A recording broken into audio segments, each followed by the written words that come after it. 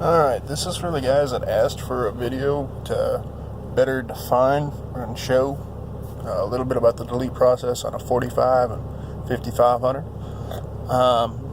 As you can see, I use an MM3 tuner. Temps you see are normal.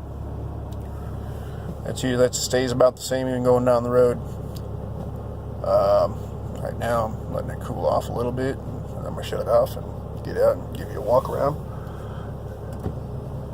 Anyway, but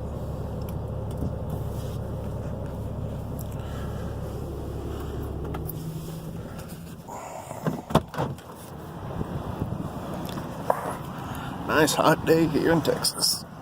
I hate the humidity.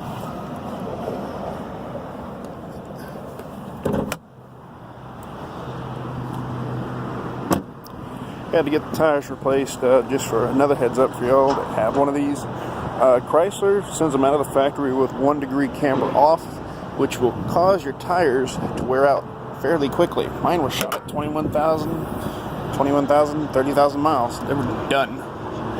Anyway, as you can see, there's nothing there. I have yet to delete the crankcase filter. This thing I haven't been in about 3 months. It's just been sitting. But also, down underneath here, back where right down there where the turbo is, right underneath the turbo is where there's a hole in the block for a return line for your EGR. I ran a 5-inch turbo back exhaust on this thing. Just so you can see it.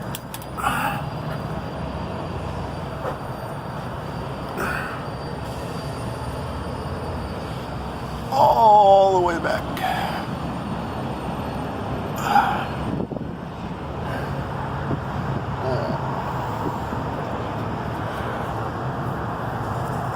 There's the new adjustable ball joints that fixed the Chrysler problem.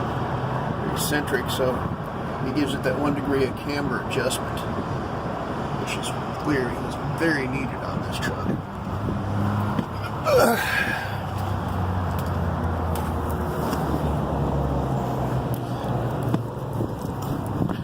The Continental tires that come on these are crap. Except for the rears, well. Let's check them out. They ain't too bad. Front ones were done in 29,000 miles. Completely done. They were shot at 21 really.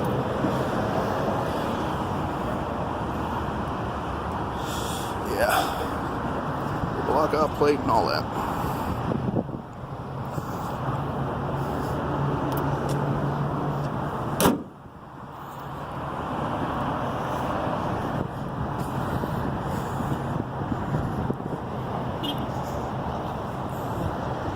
Anyway, show you what I get for economy going down the road.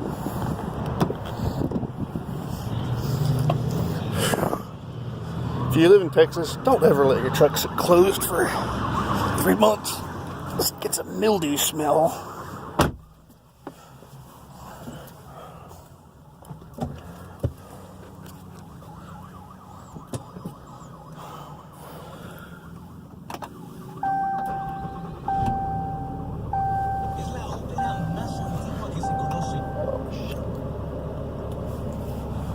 Alright.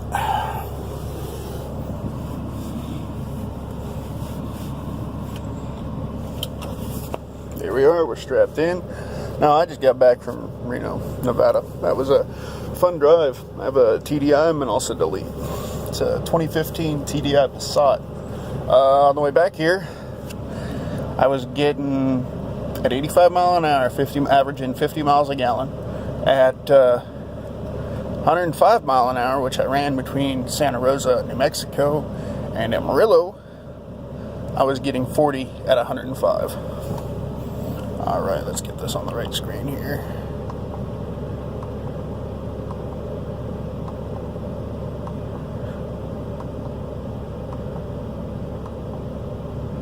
There we go. Oh man. says average is 12.4. It's probably because I wasn't the one driving it. I had one of my friends drive it every once in a while, and he kind of has a heavy foot. Let's do a reset and see what we get. All right, there we go. Usually I get between 14 to 18.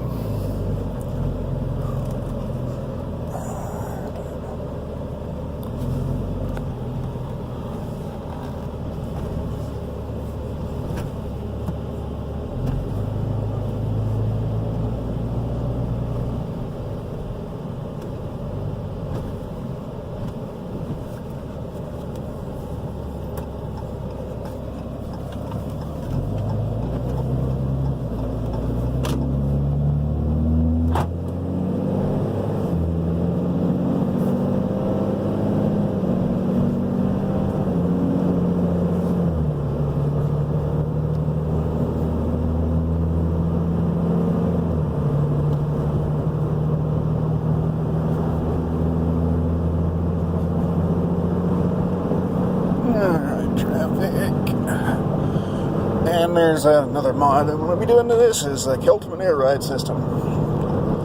Make the ride a little bit more bearable. It's not that bad. It's just rough unloading. Anybody that has one of these knows.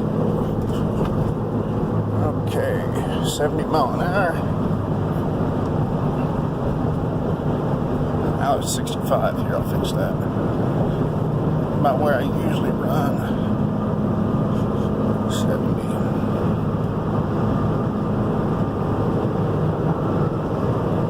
Damn. Kind of sucks. Oh well, we were going up a hill. Let's see what we are. We'll get some flat grade up ahead.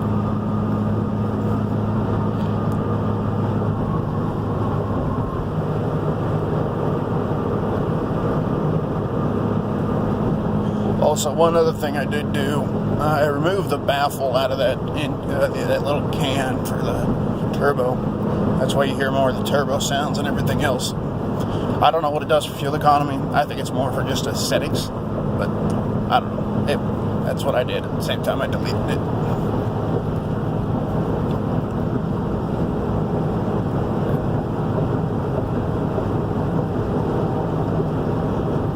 Tires I went to on the front. I try and spread out the pressure at 245s instead of the stock 225s. When you get into a 19.5, there's not very much choice for all terrain sizes. This truck is a 4x4.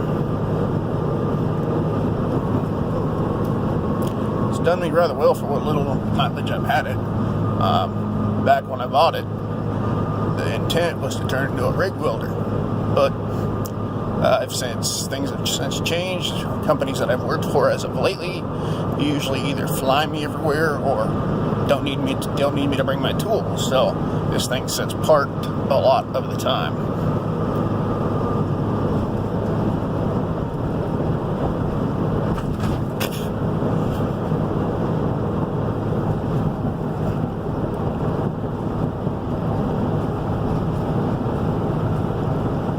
That's what it usually gets right about there, 15 on flat ground, 15, 16.